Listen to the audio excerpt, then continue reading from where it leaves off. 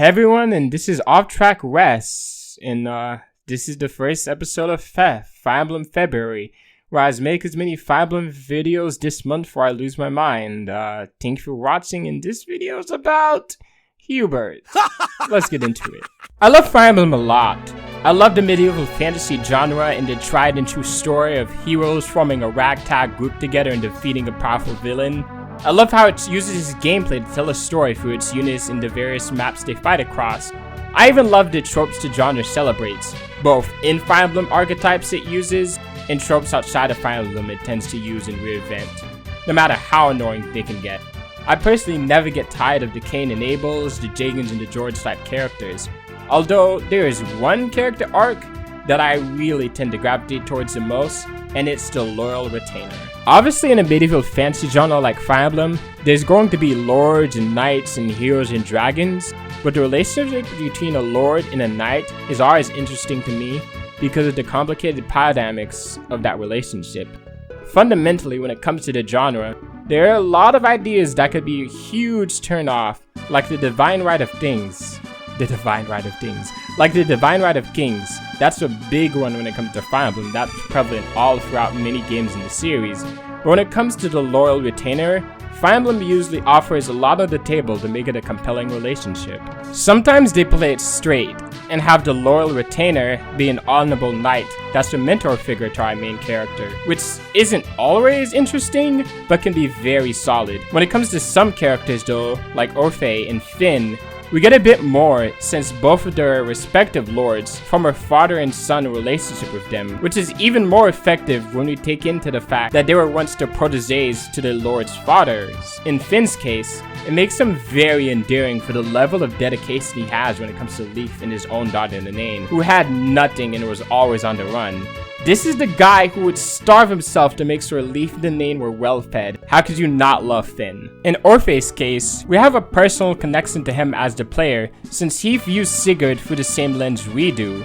We idolize his heroism and are heartbroken by his failings, so watching the kid grow up and eventually be a guiding hand to self, taking the place of the father he was robbed of, is one of the most satisfying moments in genealogy. Although not every Loyal Retainer fits in the box as an honorable knight serving a hero, or a main lord, or someone who's a paragon of virtue. There are times you see a character with the same honor and loyalty serving someone who's a villain. In those cases, the convention turns on its head because we the players see the same qualities we would otherwise praise a character for having directed towards someone evil or otherwise antagonistic, demonstrating the idea that it's not always a good thing to devote yourself to someone entirely, and it calls into question the very idea of honor and loyalty. So now we enter Hubert, who is the first character that came to mind when I thought about all these ideas. Hubert is the heir of Marquis Vestra. He has served me since I was a child. You may think his blood runs a bit cold, but actually that's rather accurate. Still, if you can get past that, you'll see he's quite astute and reasonable. Hubert von Vestra is a tall, logical, intimidating figure. I like to call him Sexy Vampire Butler. He can be very coy and pretty sarcastic while also having a dark sense of humor. As per Vestra family's tradition, he had been serving Edelgard as her vassal since he was 6, something ingrained in him by his father, but quickly became something he didn't do out of sense of duty, but by his own volition. My duty to you is no mere obligation. I chose this. Hubert is completely devoted to Edelgard, and to her cause of reshaping society and ending the importance of crust within Fodlan society. When it comes to the lengths Hubert is willing to go through, like Edelgard, for the sake of his devotion and their shared dream, he's willing to go as far as possible, while also not blindly following her orders. If he thinks she's wrong about something, he will go out of his way to get the job done, no matter how shady it is. Show them this letter. Threaten them. Do what you must. Now go. Yes, sir.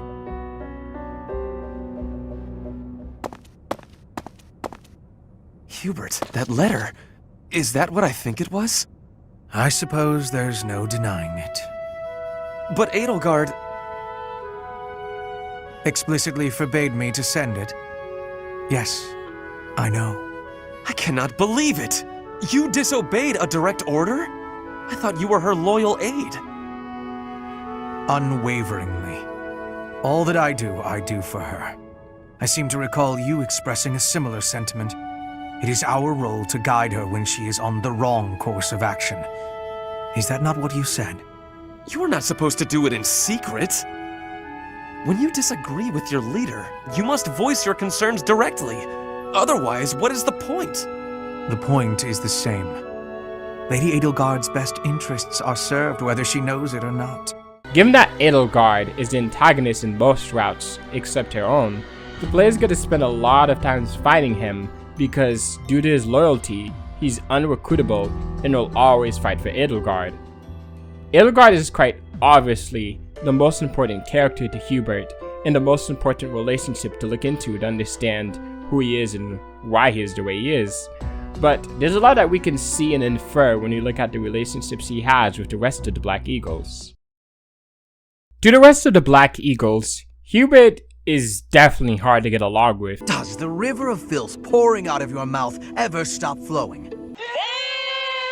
He's intense and very analytical when it comes to how he talks to other people, which can cause him to be brutally frank at times, but also be genuine in his praise of others. In his support with Linhardt, he's frustrated with Linhardt, who he sees as a genius and someone who's more capable than him in ways he can't be, but is surprised by his capabilities when he takes care of him after he collapsed from overworking himself. Shame you're so reluctant to do any real work. You're actually pretty good at this. Made sure I was comfortable, checked carefully for injuries, even carried me here yourself.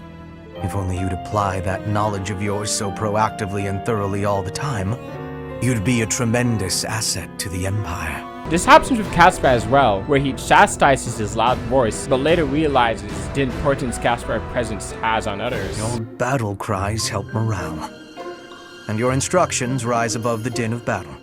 I would go so far as to say that the soldiers under your command would be lost without the guidance of your booming voice.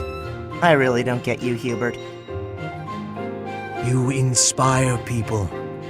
In his support with Petra, Hubert initially views Petra in the scope of how resourceful she is to the Empire. When I return to Brigid, I will be the new queen. I am wishing to help relations with the Empire. I believe you will be successful. You may not be Lady Edelgard's equal, but you are resourceful enough to make an excellent queen. And unlike Lady Edelgard, you will not be forced to harden your heart. In all three cases, he sees Petra, Caspar, and Linhardt as assets important to the Empire, important to Edelgard and their goal. Then there's a line he says after collapsing in his Linhardt support that leaves me very uncomfortable. I can't believe it. How can I show my face to Lady Edelgard after this?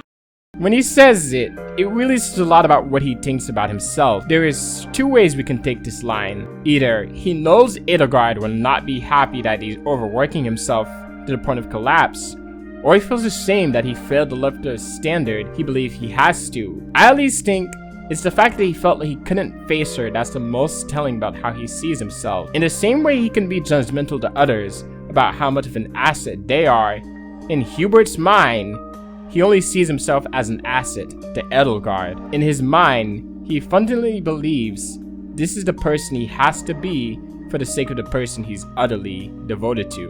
Which is pretty depressing once you explore the nature of their relationship. Hubert and Edelgard are quite similar. They're both logical people who tend to hold others at a distance, which can make them come off as condescending. And they're both a bit arrogant. Even though they have those commonalities though, the differences stand out when looking at why they act the way they do. For Edelgard, she puts up a wall and constantly has her guard up, for the war she knows she's going to start in pursuit of her ideals.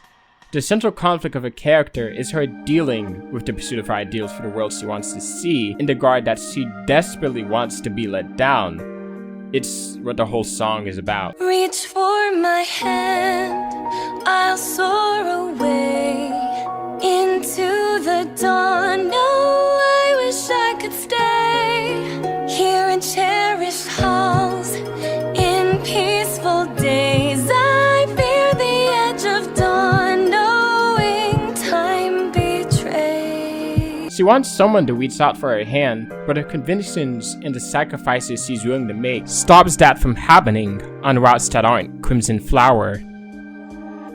In their sea support, Edelgard laments the path she's taking and wonders if we'd be better off if Hubert never served it at all. He assures her, though, that he wouldn't want it any other way, and it's his own reasons why he's following her. Given their history together, they both have a strong understanding of each other, and they appreciate each other a lot.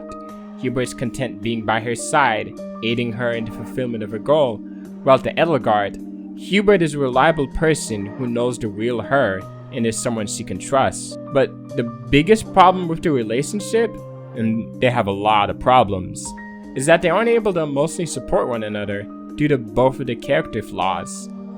Edelgard, as I alluded to, has a habit of putting up a wall between her and others, while also wanting that wall to be broken down. This contradiction has a struggle to form meaningful relationships, while Hubert's flaw comes from the lengths he's willing to go for his devotion for Edelgard. Being someone who could paint a path for her ultimately puts a distance between the two of them. The path I must walk is soaked in blood.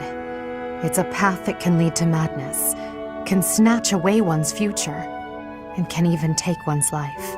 And the pool of blood at my feet is growing larger. Those stains can never be washed clean. Please leave the violence to me. A leader must be seen as pure, above the fray. Allow me to paint the path that lies before you red with the blood of your enemies. I will do it gladly. In Crimson Flower, where Byleth is present to be the emotional support Edelgard needs, she's able to form strong emotional connections with others, and it's the only situation where Edelgard is able to get Hubert to open up more.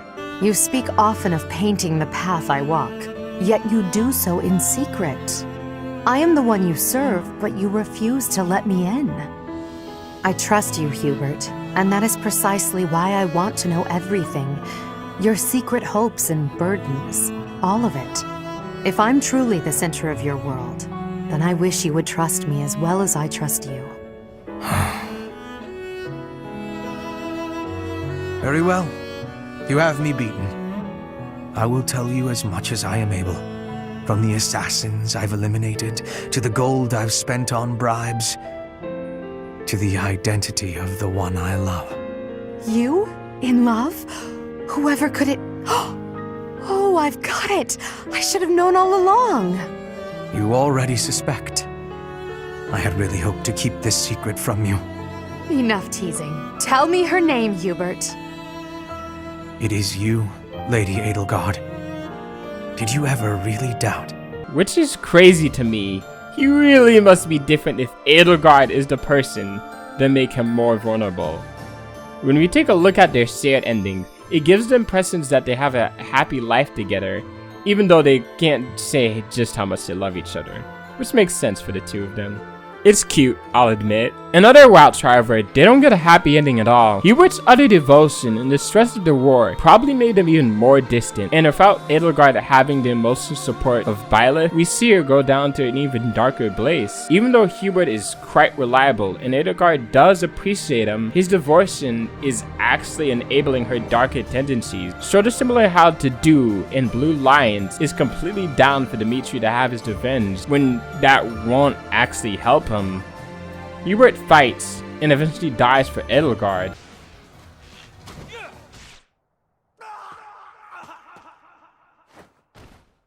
We must place our faith in Her Majesty. Her victory is everything. As for 80, it's not good, bro. As she loses herself completely and takes actions she otherwise would be opposed to, we also see the darkest side of them come out, being willing to kill even the former Black Eagles alongside other classmates. For me, personally, playing Crimson Flower first, it was jarring and hard to fight against them in subsequent routes I played, seeing them in their worst states especially hurt. After Edelgard's support, Dorothea's support is the second most important in understanding the nature of Hubert's devotion towards Edelgard. I have many feelings toward Lady Edelgard. Gratitude, respect, awe, empathy, trust, hope. While he is more than likely in love with her, and admits as much in the A support.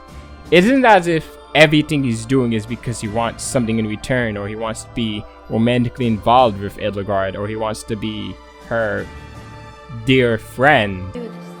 Sorry. Siri. This is my dear friend.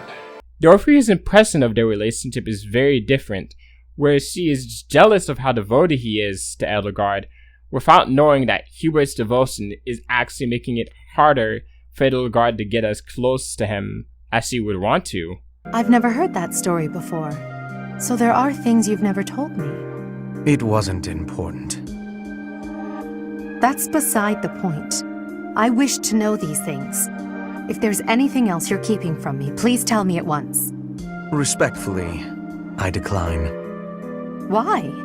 It's a simple order. I really must know. Speaking of your orders, there was a task you gave me earlier which I have yet to carry out. Excuse me. Though Hubert is a scary vampire man who can be callous and very stern with others, underneath it all, you can see the fondness he has for the Black Eagles and the deep respect he holds for his peers, especially Edelgard. He's very good at recognizing what others can do that he cannot, and he praises them for that, which is in no way an indication of his self-worth. After being taken care of by Linhardt, he's willing to take his advice and go easy on himself. And when he tells Caspar his voice raises morale for fellow troops, I don't think it's a stretch to say he was talking about himself and Edelgard specifically, two very closed-off people that would definitely benefit in having someone like Caspar goof around, especially when you look at the impression Caspar leaves on Edelgard and their support.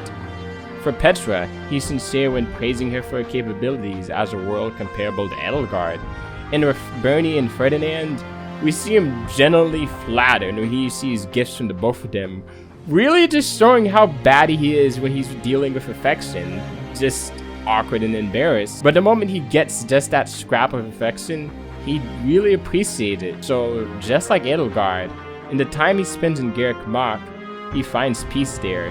I think in terms of being a loyal retainer, the struggle he undergoes of not seeing himself as a person but as an asset, while striving to stand by Edelgard's side and loving her in his own way, but in a way that always makes them distant from each other and enables their worst tendencies, creates a very complicated and interesting character and an interesting take on retainers in Fire Emblem.